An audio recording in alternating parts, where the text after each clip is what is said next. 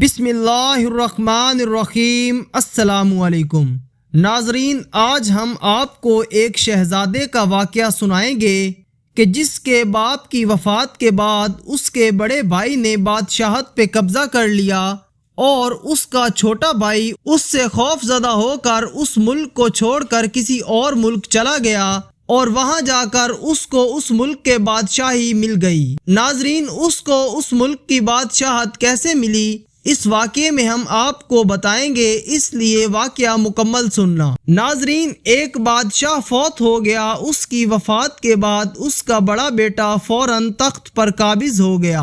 بادشاہ کا دوسرا بیٹا بڑے بھائی سے خوف زدہ تھا، اس نے ملک چھوڑنے کا فیصلہ کر لیا۔ بادشاہ کا بیٹا اپنے 3 دوستوں کے ساتھ بیرون ملک روانہ ہو گیا۔ ان دوستوں میں سے ایک تاجر کا بیٹا تھا، دوسرا کسان کا بیٹا، تیسرا ایک بہت ہی خوبصورت نوجوان تھا۔ راستے میں بہتر مستقبل کے بارے میں سب دوست اپنی اپنی رائے پیش کرنے لگے۔ سب سے پہلے کسان کا بیٹا کہنے لگا، محنت سے انسان سب کچھ بنتا ہے، باقی سب باتیں بیکار ہیں۔ تاجر کے بیٹے نے ان الفاظ میں اپنی رائے کا اظہار کیا، عقل اور حسن تدبیر سب سے بڑا ہتھیار ہے، یہ نہ ہو تو انسان ناکام ہے۔ اب نوجوان کی باری تھی۔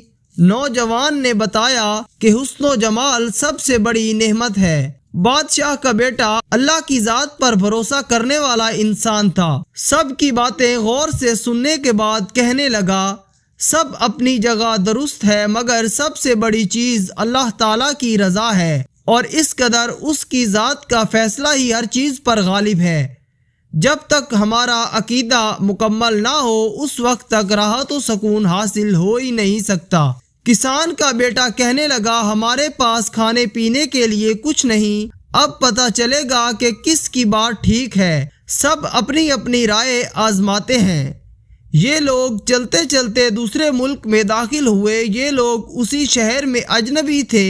انہوں نے ایک صحرا پر پڑاؤ ڈالا۔ پہلے دن انہوں نے کسان کے بیٹے کو کہا کہ آج ہم دیکھیں گے کہ محنت کے کیا فائدے ہیں، چلو جاؤ اپنی محنت سے آج کے کھانے کا انتظام کرو۔ کسان کا بیٹا اٹھا اور جنگل کا رخ کیا، لکڑیاں توڑیں اور شہر میں آ کر 2 درہم کی بیچ دیں۔ 1 درہم کا کھانا لیا، دوسرا درہم اپنے پاس محفوظ کر لیا۔ ساتھیوں کے پاس آ کر انہیں بھی کھلایا، سب نے اس کو شاباش دی۔ اگلے دن تاجر کے بیٹے کا نمبر تھا، وہ عقل اور حسن تدبیر کا مظاہرہ کرے۔ وہ اٹھا اور ساحل سمندر پر آیا۔ سمندر میں سامان سے لدی کشتی ساحل کی طرف آ رہی تھی۔ تاجر کا بیٹا کشتی میں بیٹھ گیا، دوسرے راستے سے چیکے سے لدی کشتی کے مالک کے پاس پہنچا، اس سے سامان کا بھاؤ تاؤ کیا، ادھار پر سارا سامان 100 درہم میں خرید لیا۔ جب کشتی ساحل پر پہنچی تو مقامی تاجر انتظار میں تھے۔ تاجر کا بیٹا ان کے پاس آیا، سارا سامان 1100 درہم کے عوض بیچ دیا اور 100 درہم سامان کے مالک کو دیے اور باقی جیب میں ڈالے۔ دوستوں کے لیے بہترین کھانا لیا، ان کو خوب سیر کرائی، سب نے اس کے حسن تدبیر کی تعریف کی۔ اگلے دن خوبصورت نوجوان کا نمبر تھا، جس کا کہنا تھا کہ انسان خوبصورتی کے بل بوتے پر کامیابی حاصل کرتا ہے۔ دوستوں نے کہا کہ ہم دیکھیں گے کہ آپ کا حسن ہم کو کیسے کھانا کھلائے گا۔ وہ اٹھا اور شہر کی طرف روانہ ہوا اور ایک گھر کے باہر درخت کے نیچے بیٹھ گیا۔ اوپر سے ایک خاتون نے کھڑکی سے جھانکا اور خوبصورت نوجوان پریشان بیٹھا ہے اور سوچ رہا ہے۔ اس نے بلا کر وجہ پوچھی، کھانا کھلایا کہ مسافر ہے؟ پریشانی کی وجہ پوچھی تو اس نے دوستوں کا قصہ سنایا۔ خاتون نے نوجوان کو کچھ رقم تھما دی، وہ نوجوان سب کے لیے کھانا لے آیا، سب نے اس کو بھی سراہا۔ اب بادشاہ کے بیٹے کی باری تھی۔ سب سوچنے لگے کہ کسان کے بیٹے نے بھی محنت کی اور تاجر نے بھی کچھ کیا، نوجوان نے بھی کچھ کر ہی لیا، مگر اب بادشاہ کا بیٹا جو کہتا ہے کہ اللہ کا فیصلہ، رضا اور تقدیر ہر چیز پر غالب ہے، یہ کیا کر کے دکھائے گا۔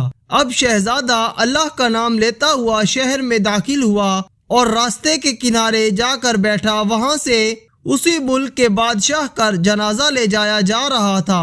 وزراء، فوج، پولیس جنازے کو کندھا دیے جا رہے تھے۔ شہزادے کو راستے میں بیٹھا دیکھ کر پولیس آفیسر نے اس کو ڈانٹا، شرم نہیں آتی؟ بادشاہ کا جنازہ جا رہا ہے اور تم اس طرح بیٹھے ہو۔ بادشاہ کو دفنانے کے بعد جب پولیس افسر واپس آئے تو دیکھا شہزادہ اب بھی وہیں بیٹھا ہے، تو فوراً اس کو گرفتار کر کے جیل میں ڈال دیا۔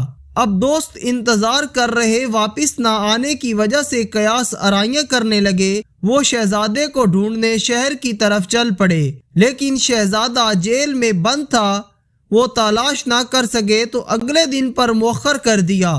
ادھر کابینہ کے وزراء مشیر جمع تھے کہ نئے بادشاہ کے انتخاب کے لیے غور و فکر کر رہے تھے کہ نیا بادشاہ بادشاہوں کے خاندان سے منتخب کیا جائے، عام آدمی منتخب نہ کیا جائے، مگر بادشاہ کا کوئی وارث نہیں تھا۔ سینئر وزیر نے اعلان کروایا کہ تم میں سے کوئی ہے جو بادشاہوں کے خاندان سے تعلق رکھتا ہو، وہ ہاتھ کھڑا کر دیں۔